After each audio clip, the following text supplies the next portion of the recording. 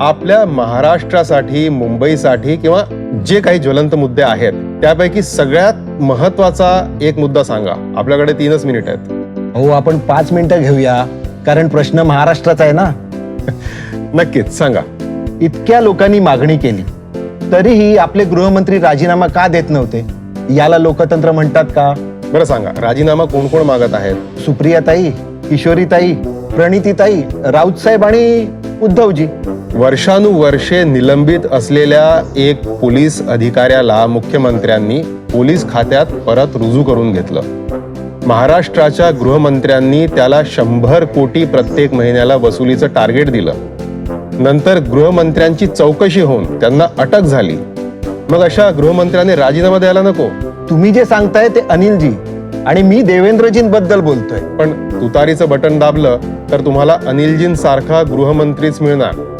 मग स्फोटकांच्या कांड्या पेरायचं काम असो, की मनसुख सारख्या निष्पाप माणसाची हत्या असो, की 100 कोटीची वसुली, आपल्याला हेच तर सगळं हवंय. तसं काही होत नव्हतं म्हणूनच ते राजीनामा मागत होते.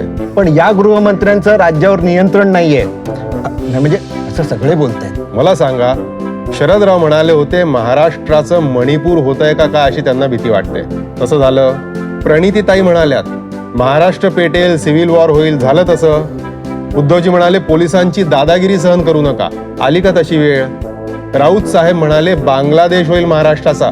झालं का तसं? या हायवेवरून रोज 10 लाख गाड्या सुरळीतपणे आपल्या गंतव्य ठिकाणी पोहोचतात. त्याची कधी बातमी ऐकली, वाचली आहे की एक्सप्रेस वे वरून आज दिवसभरात 10 लाख गाड्या पास झाल्या. पण महिन्या 2 महिन्यातून एखादा अपघात झाला की मात्र त्याची बातमी बनते. आता 3 कोटी गाड्यांची बातमी होत नाही, पण एखाद्या अपघातग्रस्त गाडीची लगेच बातमी होते. मग तोच घेऊन सगळीकडे मौत का हायवे म्हणून बातम्या चालवल्या जातात. एकच खोटी गोष्ट 10 लोकांनी परत परत परत परत म्हटली की ती खरी वाटू लागते. यालाच फेक नरेटिव्ह म्हणतात. जे राजीनामा मागतायत त्यांची सत्ता आठवते.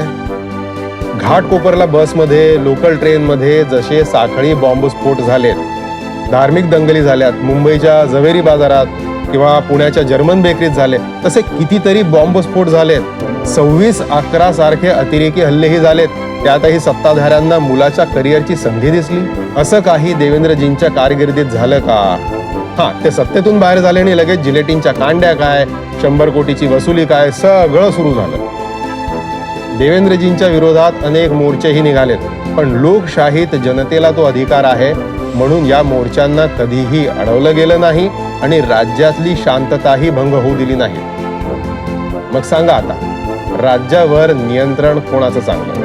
लोकसभेच्या वेळेस मी चुकून फेक नॅरेटिव्हला बळी पडलो होतो. तुमची चर्चा महाराष्ट्रासाठी आहे ना? मग माझं मत महाराष्ट्रासाठी.